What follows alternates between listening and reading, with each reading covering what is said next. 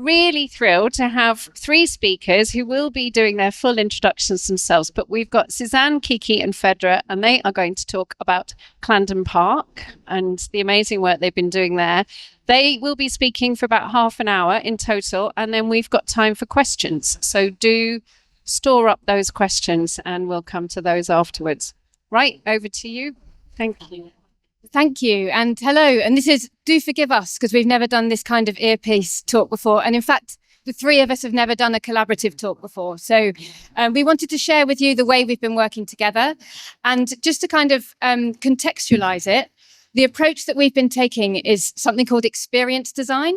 Now, experience design is basically good design. It's when people collaborate from different disciplines and listen to each other, bring everything together, but most importantly, put the people first. So thinking about the experience you want people to have before you think about the types of experiences that you're going to design for them.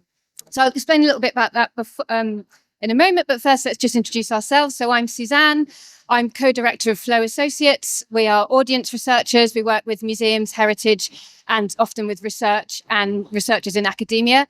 And what we're trying to do is help people to think about the impact that they want to have. So we forefront that, thinking about why are we doing this? And that's the question we're always asking. I'll pass over to Phaedra, who will say who she is. Hi, I'm Phaedra Corrigan. I'm a creative director at Pimentel and Partners, and we design museums and cultural places. Great. And I'm Kiki Claxton. I'm the Experiences and Partnership Curator at Clandon Park for the National Trust. And ultimately what that means is I'm the kind of people side. So which audiences should we be connecting with? Who aren't we connecting with? And how do we programme our engagement around those people? So the way the three of us are working together is by making sure that we're talking and we're collaborating.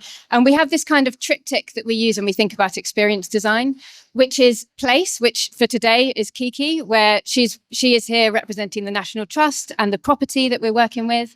And then we've got the audience, and for today that's me. So we've been doing the audience research. We've been looking at who the audiences are and testing the ideas that we've been having with them along the way.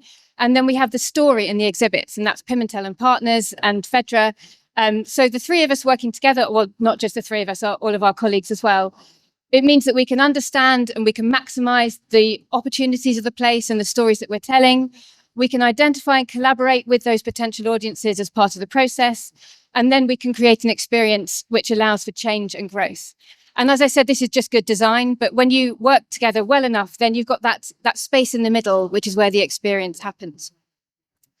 I'm going to pass over to Kiki to tell you about that top bit, about the place and the story of Clandon.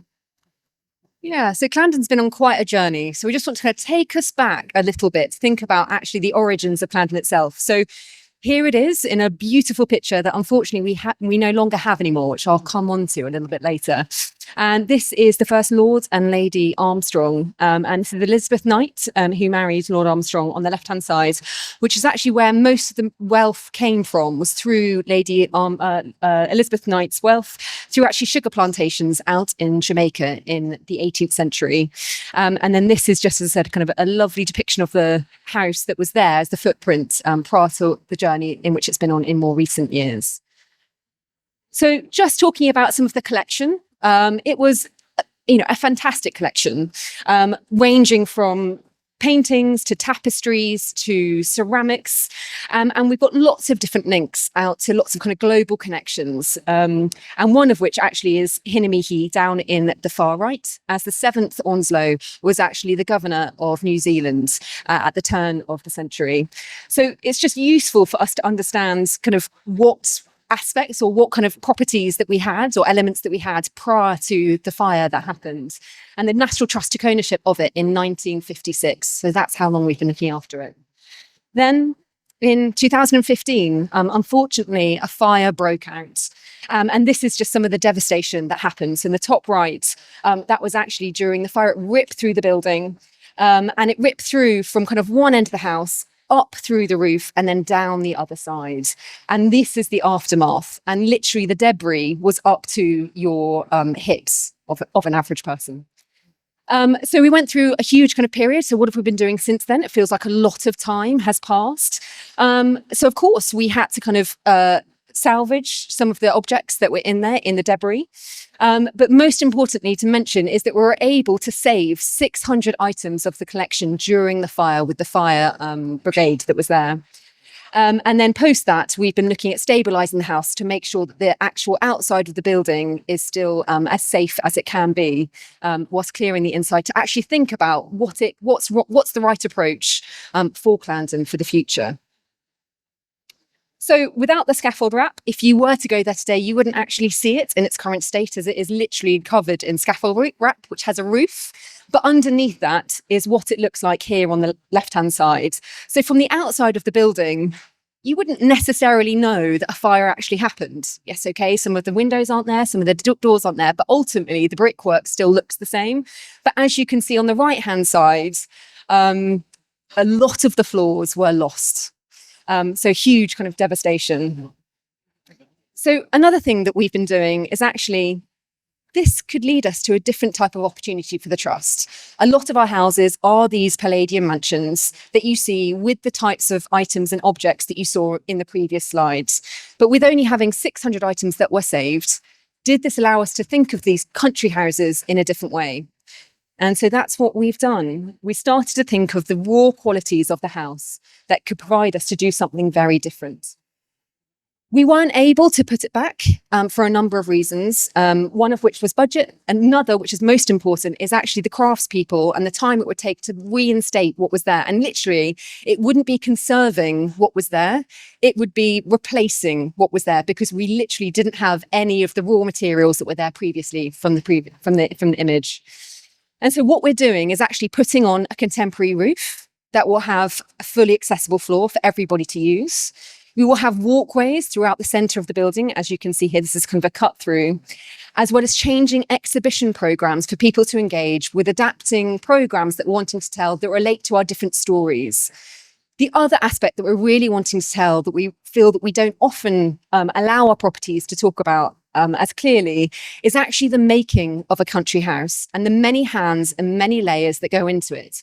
You can literally see the different fabrics of the building and how it was physically made, from the plasterwork to the brickwork to the things that kind of adorned it. So what we're wanting to do is to tell all aspects of the house and how it was put together, rather than just talking about those two members of the family that you saw on my first slide.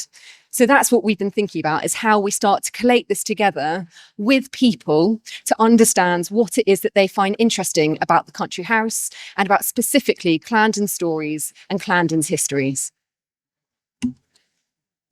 So then that led to us being involved. We were really interested when we saw the brief for this project, as it was one that brought together the interpretation design with the audience research. So pitching together for that meant that we were able to bring those things together. And one of the first things that we did was to look at this new idea for a National Trust property and think about who are the new types of audiences that might want to come to something like this, but also who are the regular audiences that are going to still want to come. So we started by looking back at all the research that had been done, all the previous conversations that had happened since the fire and before the fire about the types of people that were interested in this house and why they might want to come, and realizing that there's this whole new opportunity to bring people in that might not traditionally have been interested in visiting a National Trust property. So we started by mapping them, and I'll just talk you through really briefly about what this map shows. So if you imagine this whole map is all the people in the world, and then we've along the bottom, you've got life stage. So one way of segmenting this audience would be by saying, well, how old they are, because that's when you go to a National Trust property, there are very often families, young people, adults, grandparents. So along the bottom, we've thought about them in terms of age. But then on the right-hand side here, we thought about the depth of engagement. So right at the bottom, those along the bottom are the people where there's potential for really deep engagement with what we're doing. And then at the top, we've got potential for higher numbers, and then by default, lighter touch engagement. So then you start to see a map where the top segment along the top is where the main priority for the project is attracting people to visit, to attend events, to maybe become a member, and sustaining visitor numbers. And here we've got the more traditional National Trust audience in that top left-hand side. And then in the middle, the priority is for people to be visiting, maybe becoming a member, but that sort of interesting in getting a bit more in depth where they're becoming a volunteer potentially, or if for a young person with work experience. And then at the bottom, we've got the opportunity to really to sustain and forge a relationship, a connection where there's a mutual benefit. So on the bottom here, we've got the community audiences. We've got people that are living locally to Clandon, people who looked out of the window on the night of the fire and saw their house burning down, the people that have been campaigning for this house to be kept and to become to stay as part of their community. And those are the people that we wanted to involve in the story, in developing the stories and telling us what they wanted to see and to hear and to find out about and to use the building for.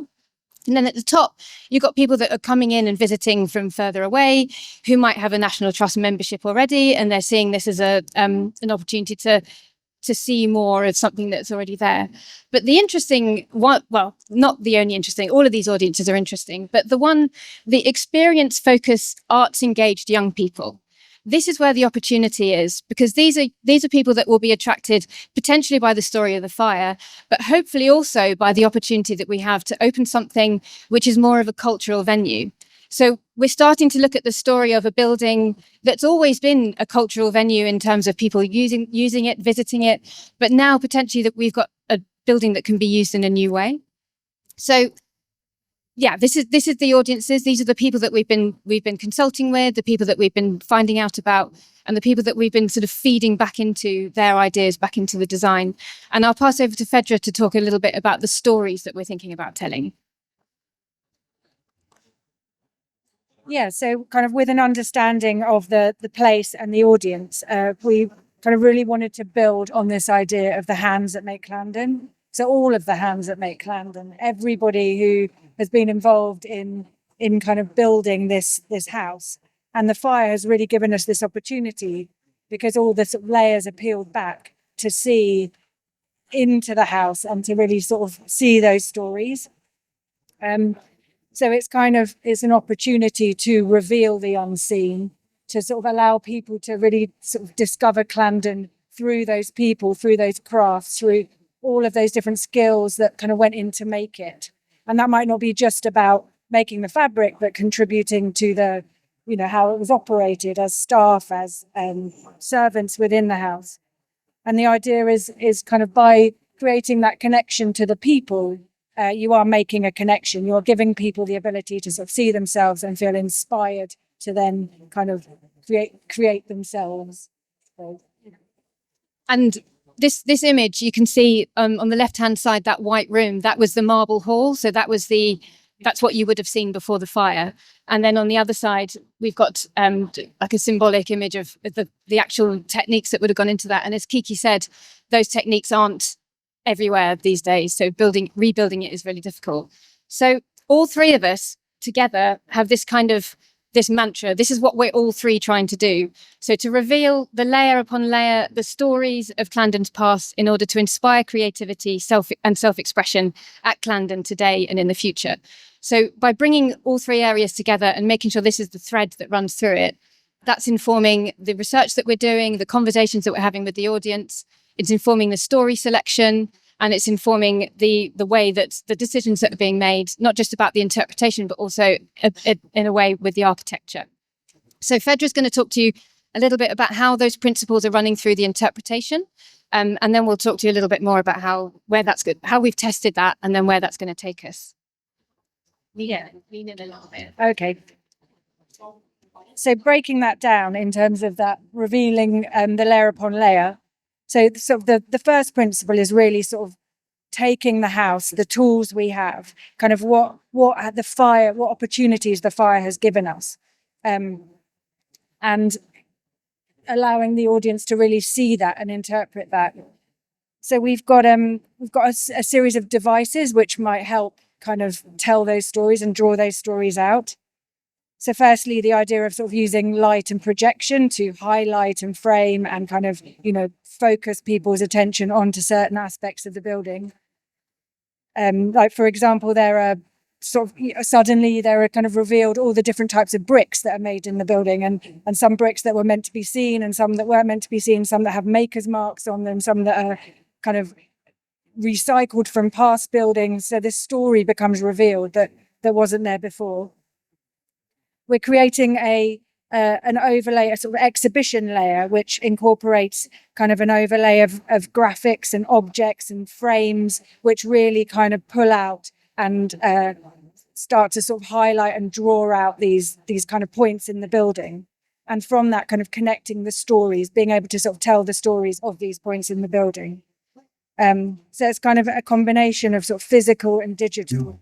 We're also proposing the idea of using an app which will be located to the space. So there'll be kind of layers of stories that you can kind of reveal as you move through that space, which will be linked to kind of physical interventions in the building.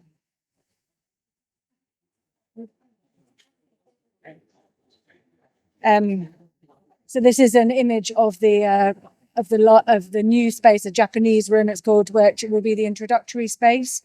And here we're kind of starting to introduce the themes of the building, the themes of the stories we're telling there.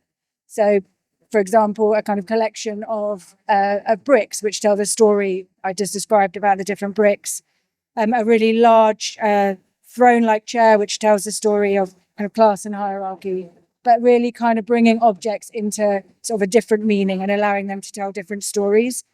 And there's also a really big painting hang that kind of goes the whole height of the building, which is visible from the new circulation core you'll see there, which is just really celebrating the new spaces that are created from the fire and making kind of maximizing those opportunities.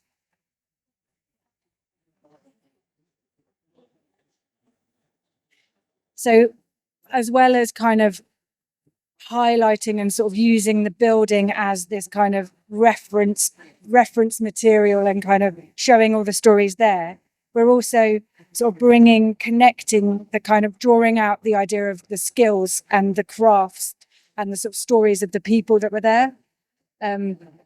So we're really interested in kind of using contemporary craft potentially to start to sort of illustrate some of the old past craft techniques, bringing kind of materiality and color and texture back. So having kind of displays which act almost like sample boards where you can start to kind of imagine what the spaces might have looked like before.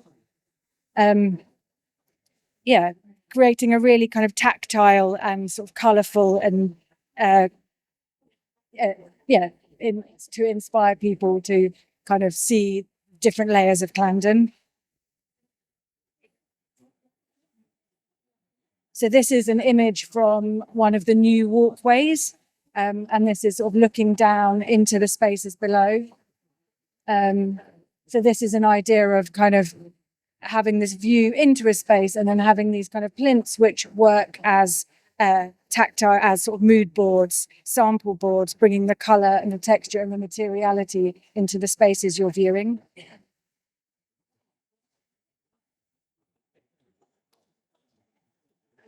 So drawing out this kind of the stories of the building, kind of bringing the stories of craft, the stories of the past, bringing the kind of the texture and the materiality for the past, but also kind of creating a space that has space for continued input. So this isn't a kind of static presentation. This is something that is a space which will continue to evolve and change as people visit and contribute to it. And it's really important to kind of create the spaces and the vehicles for that to happen. So we've got one space that's dedicated to kind of conversation and debate, which is a library room, which is a flexible space which can be staged as a kind of a large central table where people can gather with kind of prompts for conversations and debates there, or hosted events. So opportunities to have input to kind of make a mark and kind of record your input on Clandon. There'll be a whole series of programs and events that will kind of bring that continued sort of life and conversation to Clandon, as well as I think Kiki will talk a bit more about the idea of bringing artists and makers commissions to the space. So as well as these kind of small contemporary responses, we've talked about building the materials board, also kind of larger artists' installations that bring a kind of reflection of Clandon and a contemporary voice to it. So it's been a real privilege to work on this project because as an evaluator or as an audience researcher, you're quite often parachuted into a project. You're given a list of questions and you're asked to come and provide the answers. But in this project, because we were involved right from the beginning, or not from the very beginning, but from the beginning of Phaedra's involvement, we were able to actually shape those questions in conversation with the team behind it. So this is a photo from a workshop that we ran. That's my colleague Alex, there's Phaedra, that's Will, one of the architects who's working on the building itself, Abby there, and the other people from the National Trust themselves. So we ran a workshop. This was only a small corner of the room. There were lots of people there, where we had the floor plans of the whole building, and we asked people to think layer by layer about what are the questions that you still have? What are the things that we could meaningfully ask the public and the local residents, where we could actually give you their answer that could actually shape the outcome?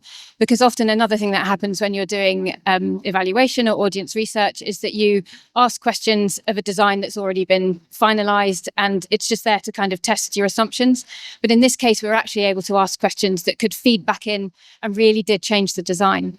Another thing we did, so Will there was invited along to one of the sessions that we ran with the Access Group, which is a group of people who have been advising the Clandon team right from the beginning about access to the building from people with lots of different protected characteristics. And Will, sitting in on that meeting, he immediately went back to the team and they made a change as to the design of the cafe. So having this kind of live conversation that we were able to facilitate between everybody involved in designing the building and the people that were going to be using the building and experiencing the building was just a real pleasure to do.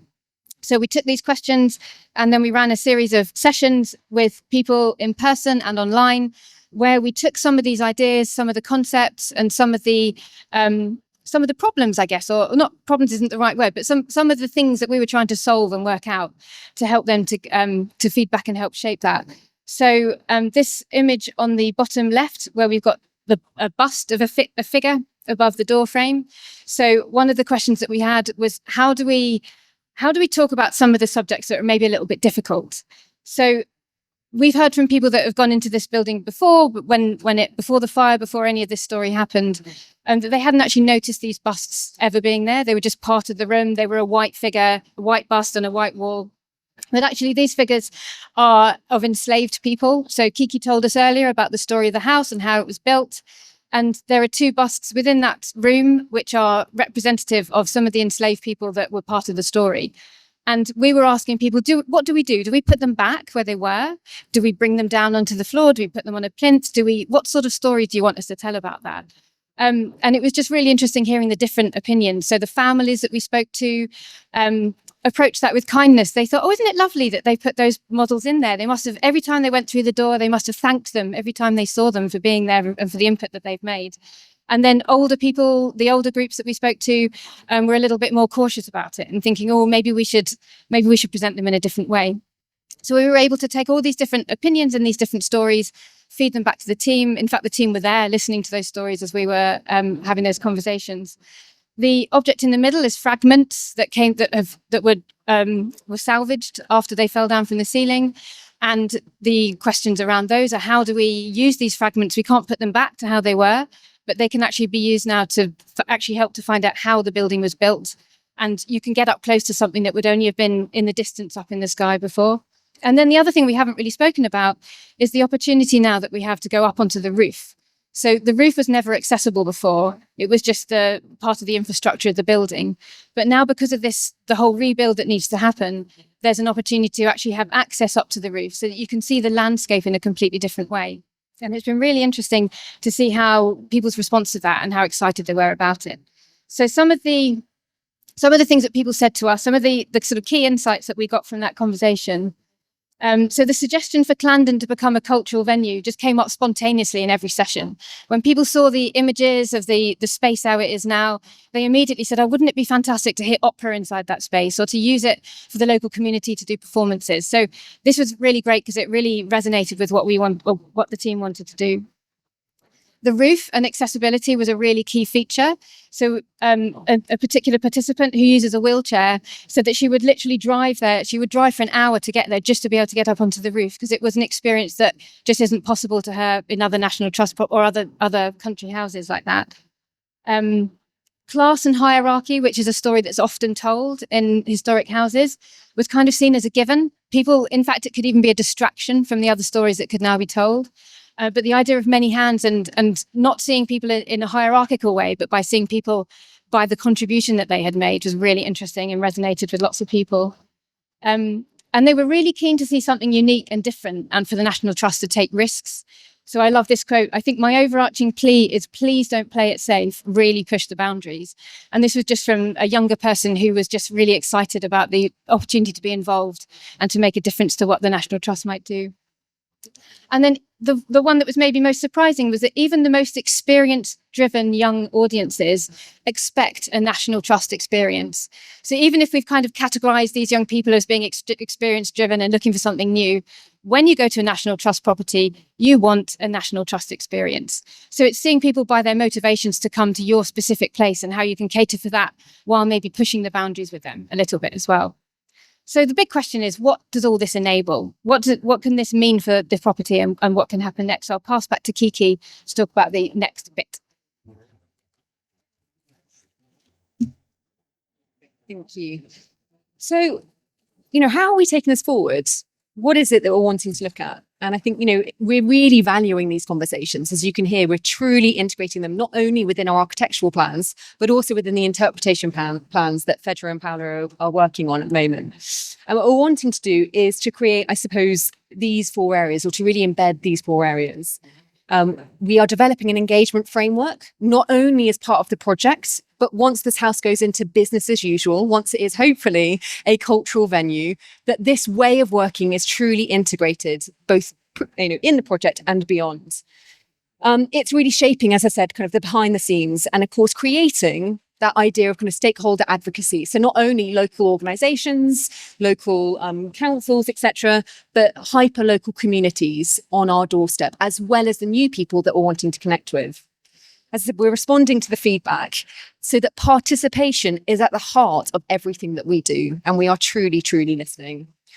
We're wanting to continue to have the focus groups. So yes, okay, we've developed, I suppose, 2 different times where we've gone out into conversations. One that's just happened with the support of Flow, one that happened about 2 years ago when we were starting to develop our new vision scheme. But actually, this isn't the end. This is almost, kind of the new start of the project, that this conversation needs to happen throughout the project. And sharing our plans to build continued kind of community links locally, as we're wanting this to truly be a resource for those people, especially as that came through really strongly from the feedback. So how does that link to the feedback that we're getting within the interpretation plans? So we've started to change those a little bit, haven't we? As I said, this is kind of the original image of the Sèvres porcelain. This is the current state. And actually the idea of having the historical images to actually its current form and the making of that came through incredibly strongly, as we've already said. The idea of changing exhibitions. So at the moment, we're starting to feed in a new plan for how we present the state bed, which was one of the most significant rooms and one of the most significant beds actually nationally, not just within the trust, but nationally across other country houses. We're wanting it to be interactive, and that was something that also came through within the designs. Yeah, I think that, we've really added that layer of kind of ensuring that people can see kind of the Clandon of the past. I think we hadn't realised quite how important that was to everybody. So we've incorporated kind of graphic language that builds these kind of slices of Clandon into it. It's been a really useful exercise. And then finally, it's not just thinking about the project phase, is how do we integrate this within our operating model? So again, if we're really wanting to create this cultural venue, a new form or model for the National Trust, how do we ensure that it's sustainable? So again, building that in now as to how we're going to run this into the future. So we're not just saying it, that we can truly mean it and deliver that in the future. So this is the library space that Phaedra mentioned earlier. And we're starting to think about what can this do? And what types of conversations can we have here? So not only thinking about commercial events and activities, the use of hire of the space, how that might then supplement some of the community activity that we're wanting to do, but also with some of the interventions that we're wanting to create within the space. So that idea of creative commissioning is really key, and that process of socially engaged process. So again, talking to people about what physical things can actually take place within the experience as part of our programming activity is also key. And we're wanting to have a number of different spaces or moments across the journey that you will experience, as well as the more fixed spaces to be able to tell about those historical links. So it's been a, really, really fundamental process.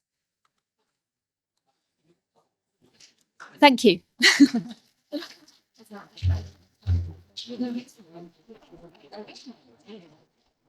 Brilliant. Thank you all. That was absolutely fascinating. So any questions? I'll come. If you could please say your name and where you're from.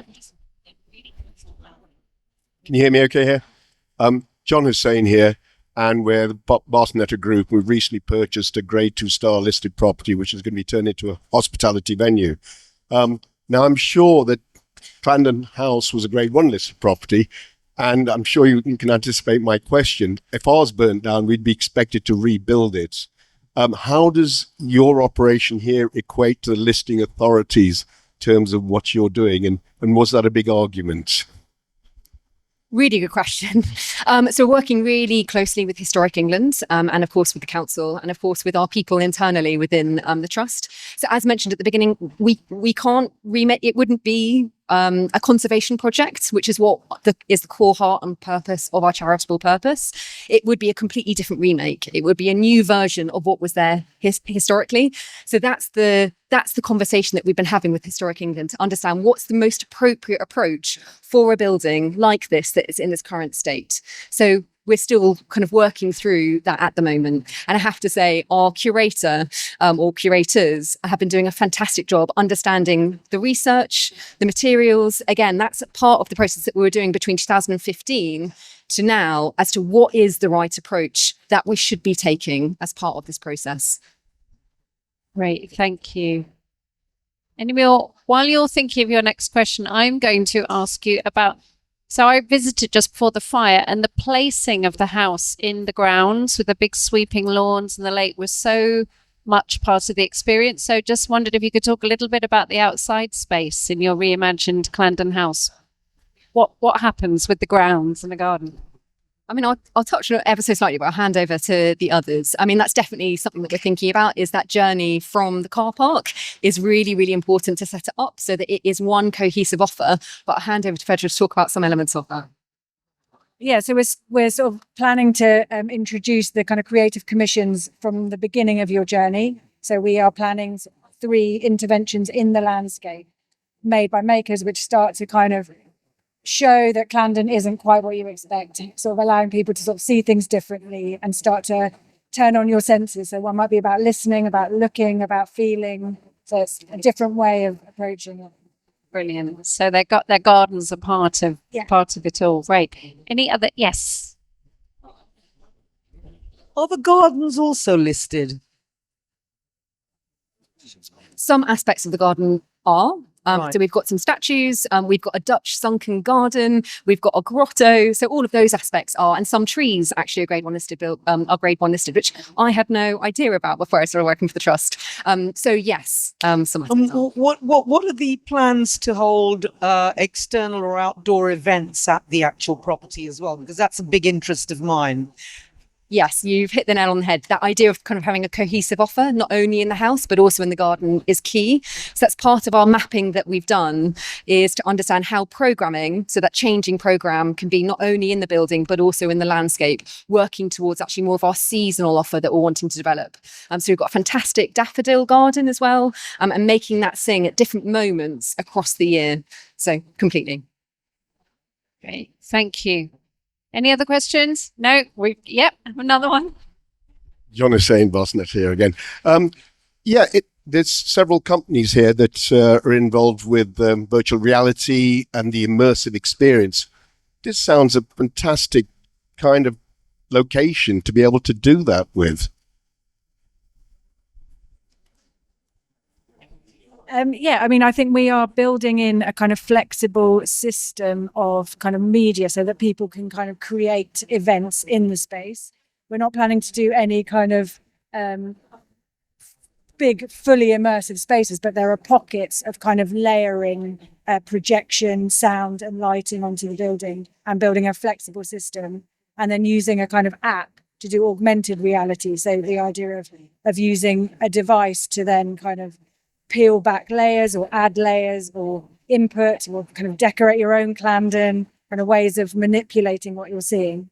But kind of building in lots of flexibility so that the space can be, people could come in and create something in the Marble Hall, a big projection space or a kind of, a big sort of media show. It could kind of work in lots of different ways.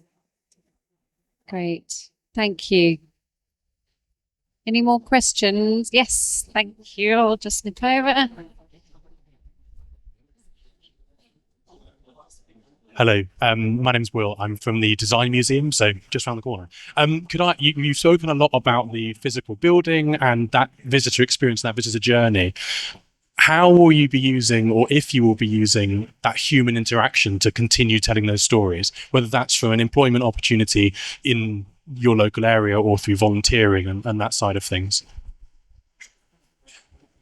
Great question. Great question. And I think that's part of what we're understanding at the moment, is part of that kind of operating business as usual. So we've got a variety of different, I want to say, kind of pilots happening in terms of that engagement. So we've got still a fantastic volunteer base.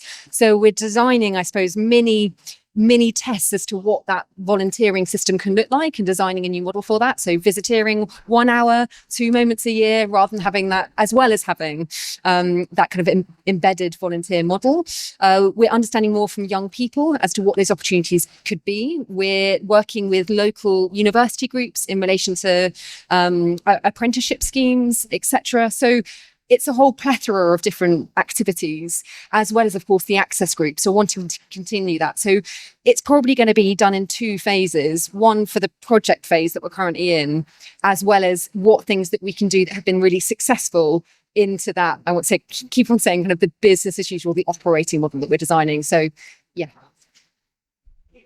We've got time for one very quick question. If anyone has... No. Oh, yes. Sorry, there is one down at the front. Hi, I'm Sam from Hazelmere Museum. I'm just wondering what your timescales are for each of your phases. Having anybody's touched on that? I was waiting for that question. I can't give a definite answer at the moment, just because there's so many variables in which we're working towards. So we're wanting it to be in a state in about kind of 5 to 6 years' time. But of course, because of the complexity of the build and because of the process in which we're going on, that may be subject to slight change in the future. So watch this space. And it feels like a long time, but please do continue to engage with us, as there's lots of changing that is happening and different ways that you can connect with us before we actually open our doors. We won't hold you to that timescale, even though you're on the record now with saying that. No, great question. I was going to ask that as the closer, if not. So please join me in thanking our speakers again. That was just fantastic to hear.